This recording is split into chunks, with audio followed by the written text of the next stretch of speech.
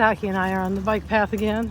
It's about 5:30. We started here. Well, I left work at 5, so got home and went up the back way and hit the bike path. I just like this spooky darkness, and it's not really that dark. It looks really dark on the camera because I didn't hit night vision either, so that doesn't help. But this is a little strip of darkness between one street and another where the bike path goes.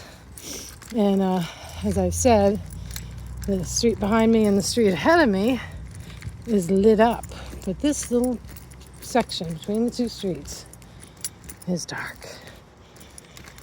There's something about, and it's probably about, it can't be more than 40 degrees. I don't think it's anywhere close to 32 or anything like that. So it's a really, and it wasn't supposed to be this warm. Yesterday was warm too, but today's even warmer, and today was supposed to be colder, and it was most of the day. But this evening, for some reason, it's quite warm. Maybe it's high 30s. Come on, Tuk Tuk. I wonder if we want to go down that way. I thought about it. But she's harder on the sidewalk than she is this bike path. I guess I'll stick on the bike path. My grandmother used to live right there. I wanted to buy that house, but I didn't get to. Oh, Tuk Tuk. She's probably just as well. I would have probably not enjoyed living in this town as much as I did as a kid.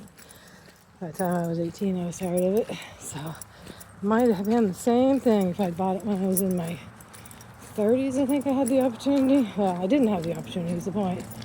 It came up for sale after my grandmother died, and then my uncle went into a nursing home. He was living there. And kind of mentioned to my mother, I said, hey, if they want to sell that house, see if Uncle Milton, who is the executor or the guardian of my grandmother, see if he'll sell it to me. And I wouldn't have been able to get a mortgage. He would have had to finance it to me.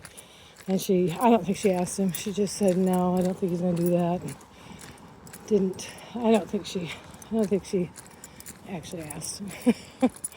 And I understand, but it would have been nice to have some sort of security in those years when I was a single mother with 3 kids and then had one that was very damaged. I did work through most of that. I think I did lose a year during Joel's recovery, or 6 months anyway. I can't remember exactly how long. I did some stuff afterwards that was freelance kind of thing that I made some money from. But other than that, and then I got back to work. So yeah, that's just a little history. But this bike path was a railroad path when I was a kid. And all right here, where all these houses are right here, was a tennis court. There was a fancy house somewhere here. And that's since been torn down, I guess. But they had tennis courts here. And these folks still have a nice home. They had a nice big home, a nice yard. And that area, well, down where the houses are, I guess you can't see how you can, was once a high school, and then it became the middle school. And I went there when it was a middle school. And this whole little flat plateau above the houses was woods. And I used to walk down the railroad track, and there's all woods in here. You could barely see the tennis court through the woods. And then all woods here I used to play in. And had a friend that lived down on that street. And then they, at some point, flattened all the woods. There was an old barn down there. Flattened that all down and made it to, there was a baseball field when we were in school. The kids played baseball. And tried to get the baseballs back from the grouchy old lady that lived on the end. I went up to the door and gave it. She was okay giving it to me. But everybody was kind of afraid of her. I said, I'm not afraid of her. I'll go ask. I think even the teachers were afraid. I can't remember exactly what the scenario was, but I remember going up and asking, and she gave it to me. She did have kind of a sour look on her face, but she did give me the ball. I think it was actually a soccer ball on that one. Anyway, a lot of history here. Lived here from when I was 5 until I was 15, and then came back when I was 17, and then left again when I was 18. I was only back for 6 months or so. Actually, about a year and a half. Came back my junior year and left halfway through my senior year.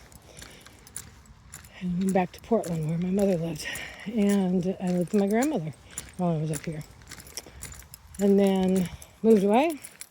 I moved back to Portland when I was 18. And then met my ex-husband and moved to Maryland. I moved back from Maryland to Portland.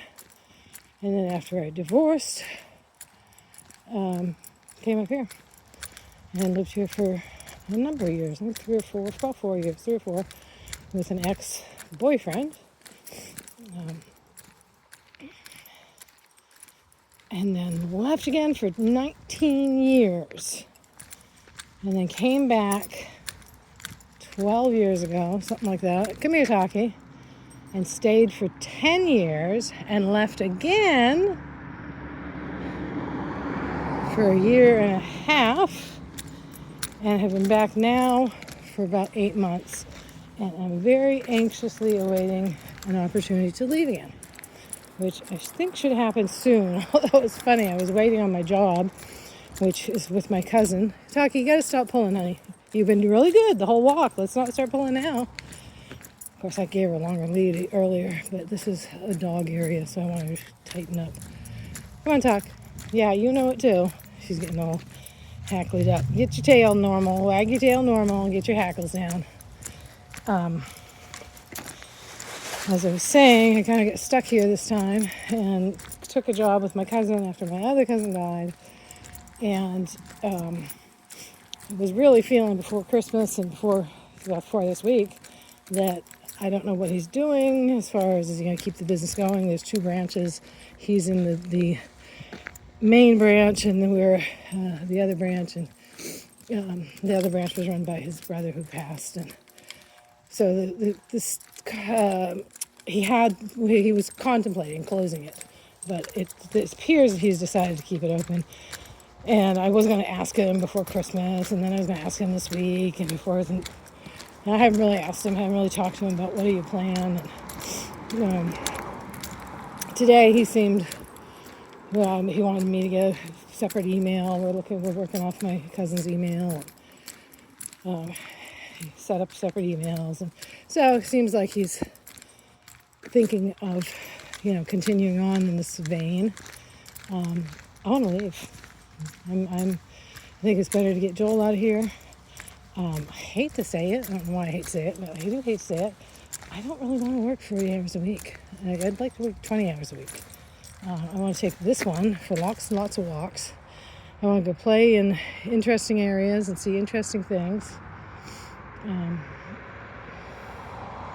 I can't do that stuck in this town that is getting ready to experience the real winter with sub-zero temperatures coming up in the next couple of weeks. Taki, stop.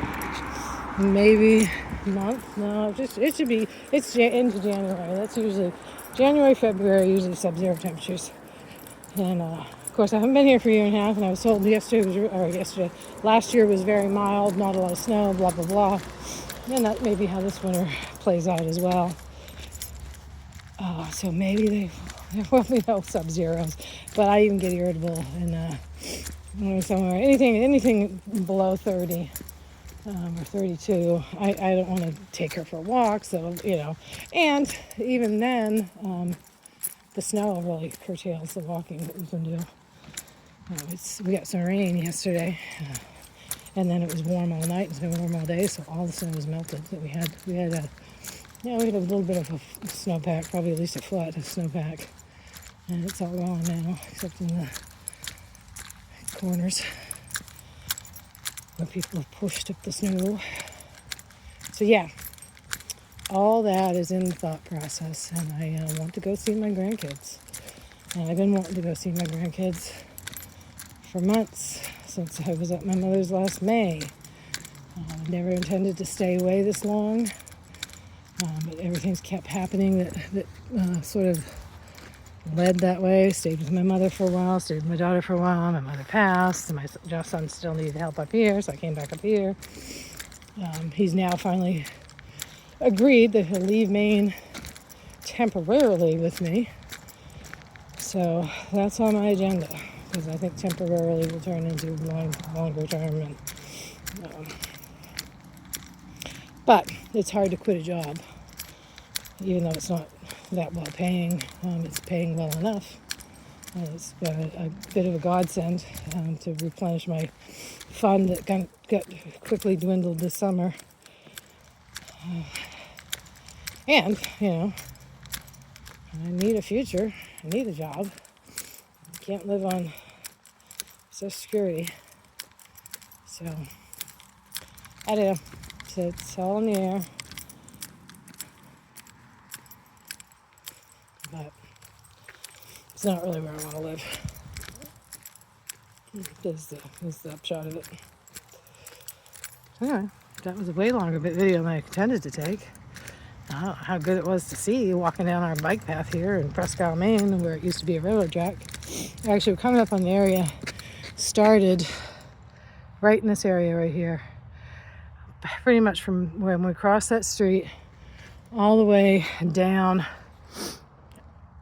this block and then another block was all potato houses on both sides of the road. Not here. This on this part it was all on this side. Then when we come up here, it was on both sides of the road. And then sometime in the, I want to say 60s, when I was little, not when I was too little, but everything burned. The potato barns caught fire and every single potato barn burned down or was damaged so badly that they tore it down. And they stopped storing potatoes here. Of course, that was when all the farmers would store their, and there was a railroad, obviously, so they would store their potatoes close to the railroad and ship them out throughout the winter. Whereas now, most of them have barns or warehouses on their property, and they ship them out pretty much right after harvest. I don't think there's a lot of potato storage going on in this area anymore. I think they get shipped pretty quick and distributed to far-flung places across the country, probably internationally. We're a big potato growing region, rival Idaho. We do a lot of the whites. And we do russets too, but we do all sorts of varieties. We make a lot of chips with our potatoes, from what I understand. Hey, Tuck. Oh, she saw a cat on the path. We're going to turn around now and go back. Come on, we're going to go back. Come on, we had a nice, good walk. She had a rabies vaccine over a week ago now, and I didn't notice until a couple days ago that she has a big lump at the injection site, and I didn't even realize. It took me a day to realize that's what it was. I just saw this big lump, and I went, oh my gosh, what's going on? And then I realized that it was where she had the rabies shot. Yeah, I didn't realize it until I Googled it. Where did dogs get the rabies shots? Because they took her out of the room to give her the shot, which is so weird to me. I don't know why they did that, but they did. It's gone down some today, but for last 4 days, it's been quite a big lump. I've been massaging around it, and she seems to let me do that. She seems to like that. It must be easing, draining whatever's there. Has helped drain it because it's much smaller than it was. But when I was reading up, it also said that the rabies shot can sometimes paralyze them temporarily. It's like, I'm glad that didn't happen, and me not know that it was could be a side effect of a rabies shot. But that's pretty alarming. That was the other thing. That didn't tell me anything, like put a cold compress on the side, anything, nothing. But she had a rabies shot. Although now that, and I thought of this too, I got her from the SPCA in Reno, and she had a sore leg at that time, and they were giving her like chondroitin stuff, and they gave me a bottle of it to take with her. And they said, well, we don't know what happened to her. Maybe she fell wrong or something.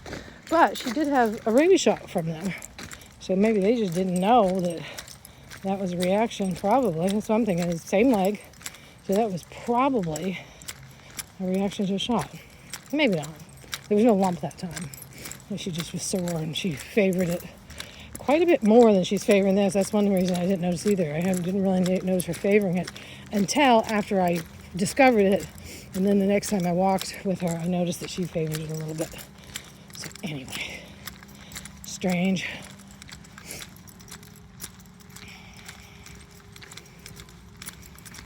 So she's all legal. She's got her little rabies thing, which was about 6 months past when she should have got it, probably. Because she probably got it. Actually, it might be a year past. Maybe, yeah. I don't know. Ty, come on. She smells something in there. I don't want her. She smells like it's something she wants to eat, like cat poo or something. So I'm going to try and keep her off of it. Let's go back to the house. So anyway, I'm just talking for the sake of talking. I think I'll shut up now. It's a nice little house with leftover Christmas decorations on it. Actually, a nice big house with Christmas decorations all on the porch. So we've got to go down to the next street. So one more block, and then we can head 2-3 blocks home.